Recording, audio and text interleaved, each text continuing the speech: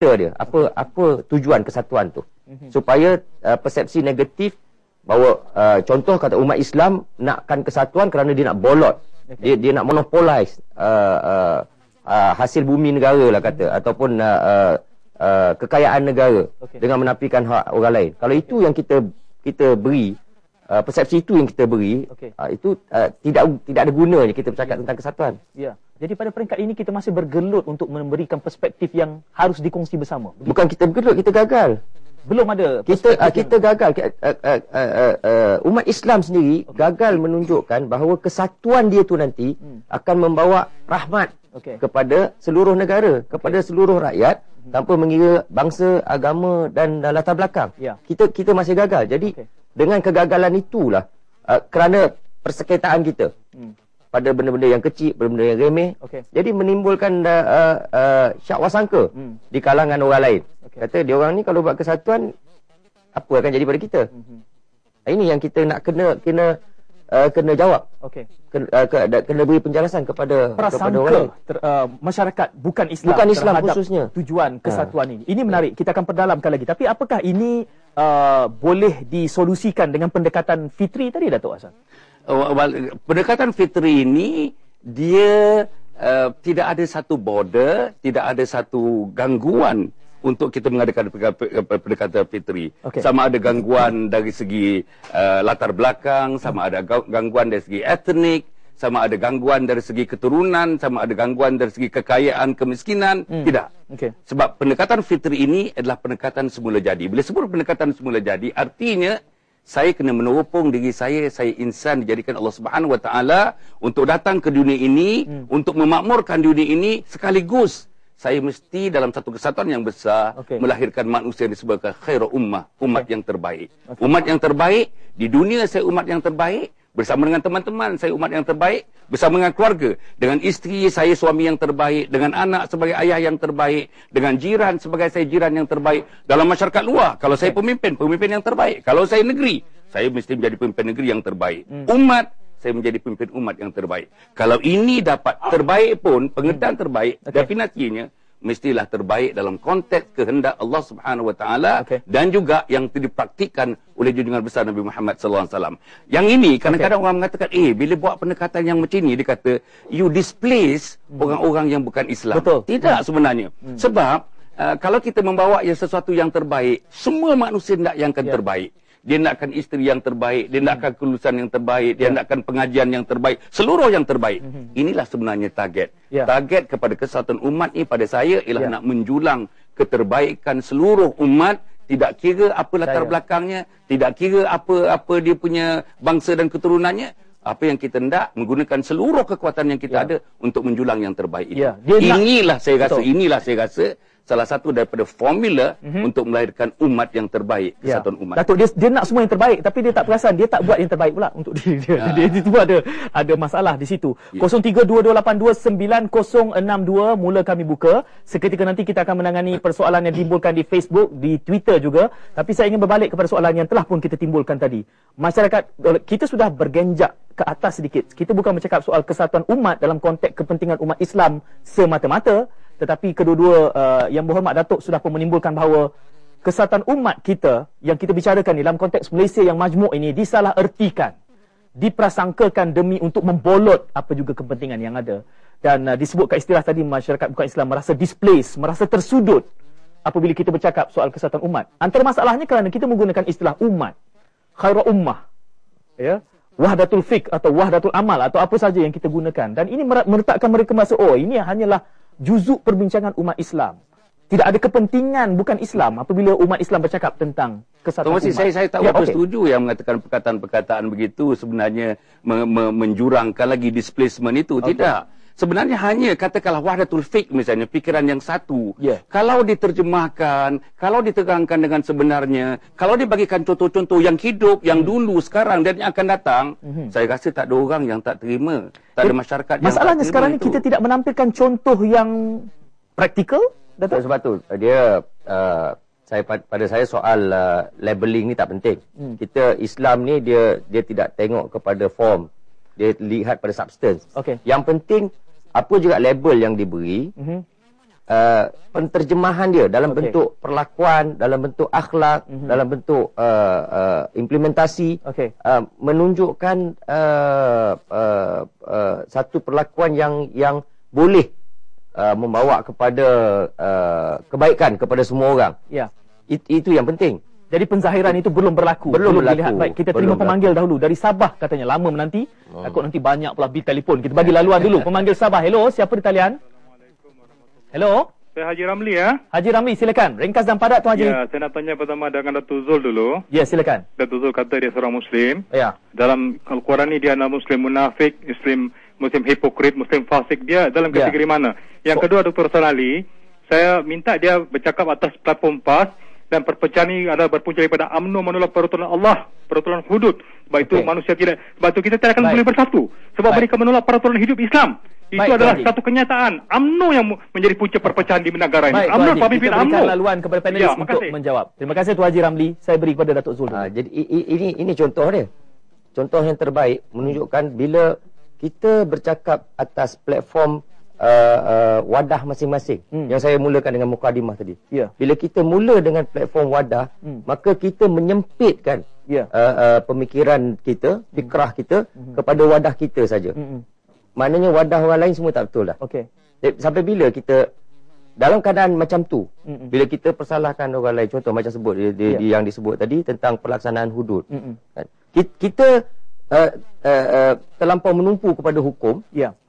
Kita terlampau menumpu kepada pelaksanaan hukum tu, tetapi kita tak beri penerangan tentang hikmat kepada hukum tu. Kenapa? Kebaikan yang akan dibawa.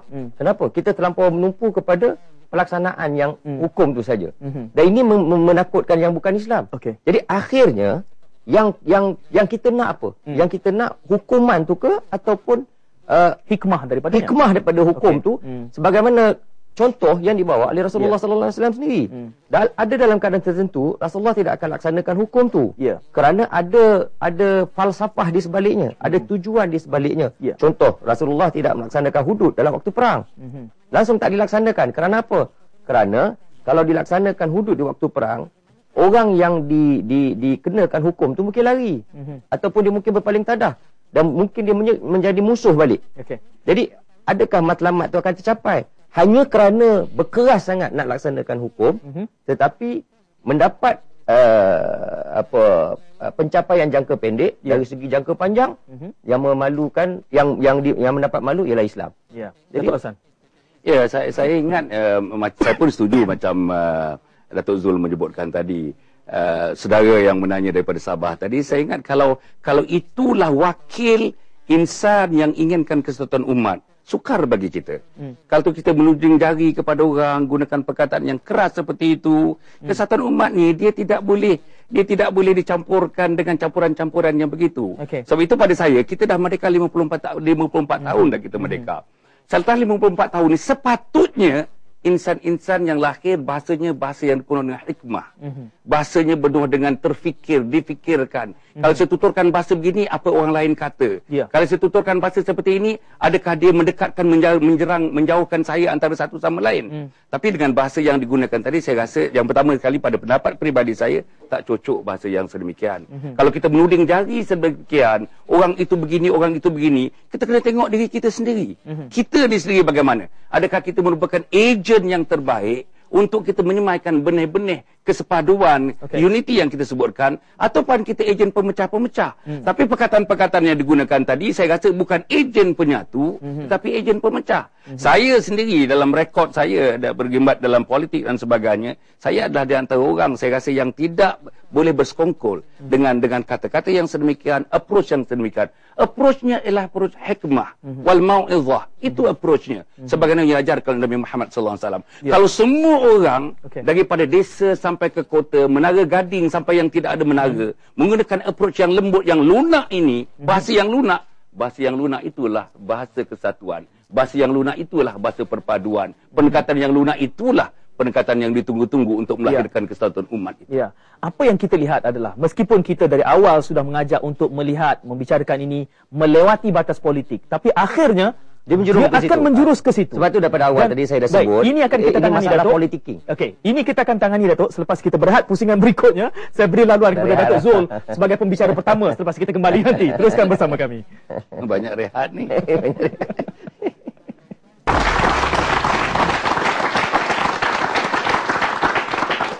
Okey, banyak sekali soalan yang kita terima di Facebook sekarang ini. Saya harap saya boleh memetik sebahagian daripadanya, tapi juga saya ingin memberi laluan kepada audiens di dalam ni pertanyaan soalan. Tapi tadi saya menggantung tengah semangat-semangat berehat pula. Datuk Hassan kata itulah banyak sangat rehat pula kita ni.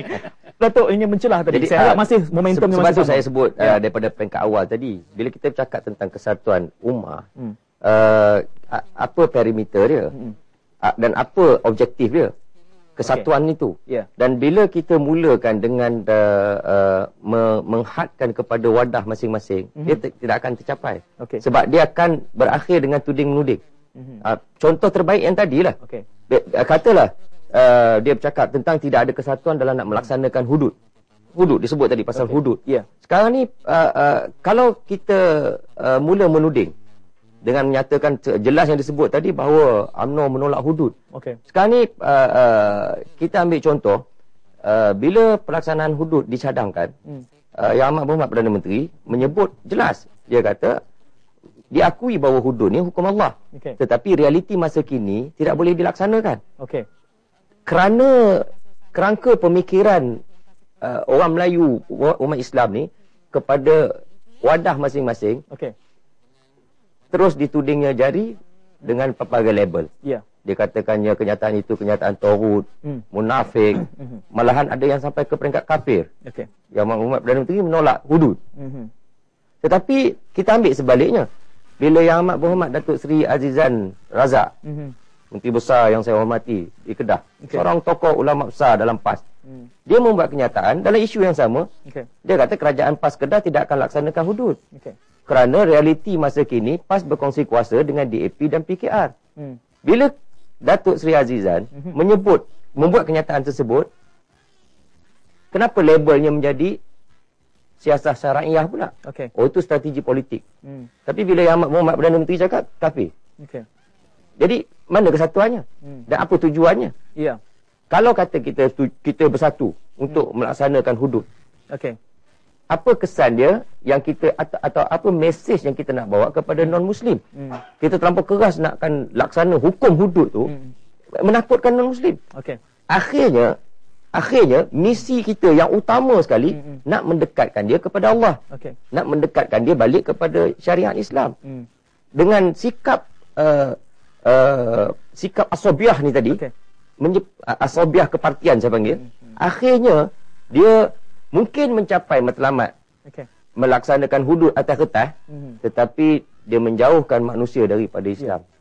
Menariknya dengan jawapan yang Datuk berikan ini, saya cuba membayangkan, mungkin kita menantikan ada saja, kalau tidak mereka pun, saya kira soalannya akan timbul, mengatakan bahawa jika demikian bererti mungkin menganggap bahawa kehadiran datuk-datuk kalian berdua juga mewakili kepentingan status quo tertentu untuk dipertahankan. Itu mudah saja persepsinya. Bagaimana kita menjawab persepsi sebegini? Sekali lagi dia akan terdorong kepada politik balik. Sebab tu saya ambil buat keputusan untuk hadir pada hari, kerana kita nak menunjukkan bahawa dalam keadaan suasana sekarang ni, kita boleh ketepikan sentimen wadah kepartian ini dengan satu matlamat beyond politik, iaitu kesatuan ummah. Atas landasan apa? Atas landasan balik kepada Al-Quran dan Sunnah. Kuntu khairu ummatin ukhrijat linnas. Allah terang sebut di situ. Kamu ni akan jadi contoh kepada manusia. Manusia akan ikut kamu sebagai contoh yang terbaik. Dengan 3 ciri. Ta'muruna bil ma'ruf wa yanhauna 'anil munkar wa tu'minuna billah. Inilah 3 sifat umat. Iaitu kamu menyeru kepada yang ma'ruf, kamu mencegah kemungkaran, dan kamu beriman kepada Allah.